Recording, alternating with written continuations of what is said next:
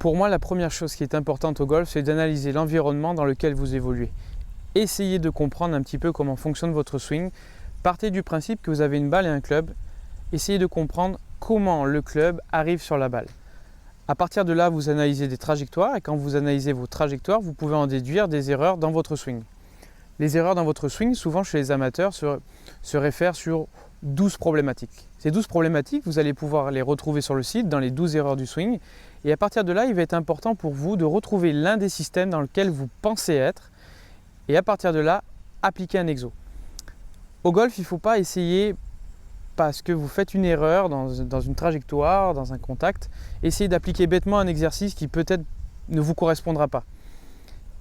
Beaucoup d'exercices sont très efficaces. Le but, c'est qu'ils soient efficaces à long terme et répétitifs sur tout un parcours ou sur plusieurs années. Ce n'est pas un exercice qui va vous permettre de compenser juste sur une journée, sur quelques heures. Il va falloir essayer de travailler, de trouver l'exercice qui vous correspond déjà physiquement, qui vous correspond visuellement, mentalement et dans toutes les possibilités par rapport à votre taux d'entraînement au practice. Ça, ce sont des choses qu'il faut voir avec vos pros ou qu'il faut voir avec nous si vous ne savez pas dans quel système vous vous trouvez. Une fois que vous avez analysé l'environnement, vous avez analysé vos erreurs, vous pensez peut-être avoir trouvé l'erreur, à partir de là, vous allez essayer de mettre en application un exercice.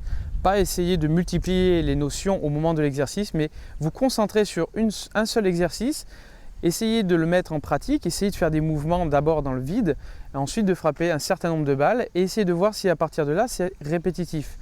Si cet exercice-là ne vous convient pas, il n'est pas répétitif, c'est peut-être qu'il ne vous convient pas ou peut-être que vous ne l'appliquez pas correctement. Aujourd'hui, nous allons voir le désarmement des mains. C'est quelque chose pour moi qui est assez crucial chez la plupart des golfeurs amateurs, car c'est un mouvement qu'on retrouve quasiment à 90% dès le début des jeunes golfeurs. Alors le désarmement, pour comprendre qu'est-ce que le désarmement, dans un premier temps, je vais vous poser une question, c'est comment le club arrive sur la balle. Nous allons parler que du fer, nous n'allons pas parler des bois, nous allons parler du fer. Comment le fer arrive sur la balle? Est-ce qu'il a, quand il arrive sur la balle, il arrive en descendant? Donc, est-ce que le club descend sur la balle ou est-ce que le club remonte sur la balle? Une fois que vous êtes posé cette question, je vais vous donner la réponse. La réponse est très simple. On vous parle souvent de verticalité, on vous parle souvent d'angle descendant, on vous parle souvent de club qui descend sur la balle. C'est très simple, si vous regardez aujourd'hui une vidéo sur les pros, vous regarderez que le divot étant la partie de l'herbe qui s'en va pas pendant la balle, s'en va pas avant la balle, mais s'en va juste après la frappe de balle, juste quelques centimètres après la frappe de balle. Donc ça veut dire que le club arrive en descendant sur la balle, cette fameuse compression que tout golfeur veut venir chercher.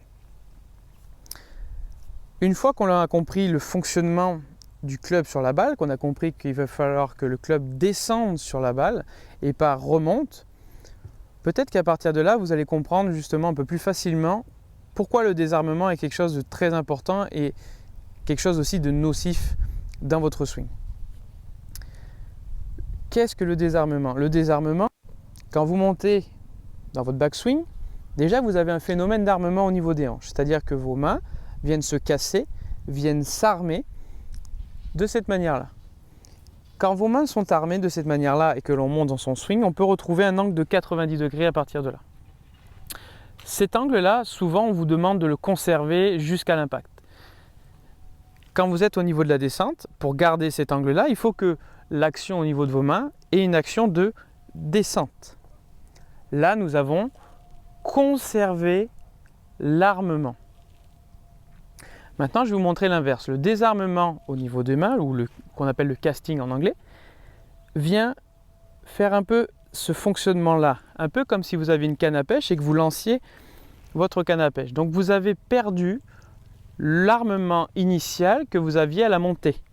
Si vous perdez l'armement initial lors de la montée à la descente, vous allez vous retrouver dans une posture où votre corps va arriver en compensation en restant derrière la balle pour venir frapper cette balle.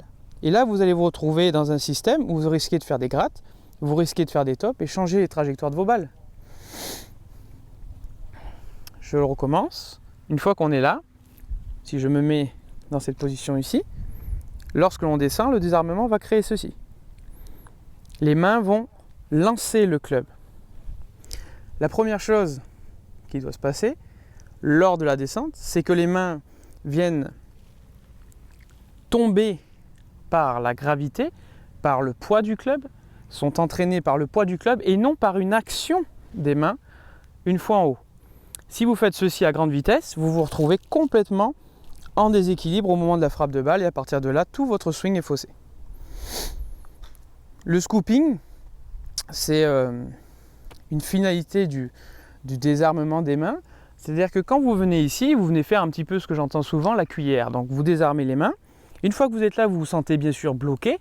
Donc comme vous avez désarmé vos mains, vos hanches ne tourneront plus. Et votre corps, votre cerveau, comme il est malin, va venir faire ceci avec les mains. Faire une sorte de cuillère pour venir soulever la balle. Ce qui est complètement contradictoire à ce qu'on a dit au début, où je vous ai parlé du club qui arrive en descendant sur la balle. Si on vient faire cette action de scooping, on remarque que le club vient remonter sur la balle, beaucoup trop haut, gratter le sol, toucher le sol, et à partir de là, on retrouve un phénomène de top.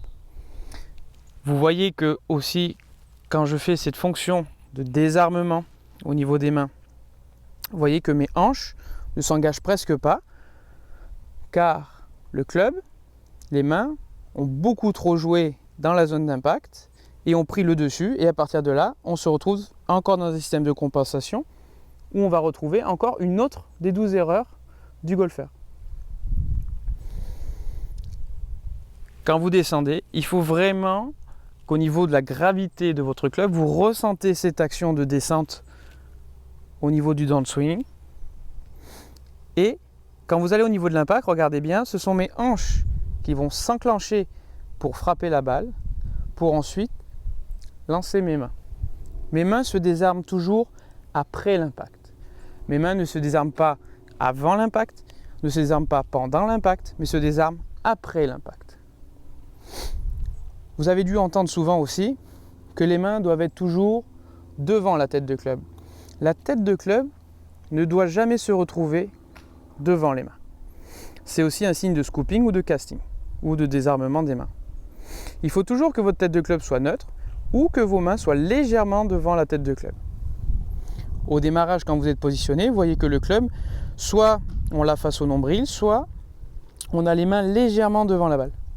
Et à partir de là, on peut monter, garder armé, et vous voyez que mes mains à l'impact viennent bien être devant la tête de club.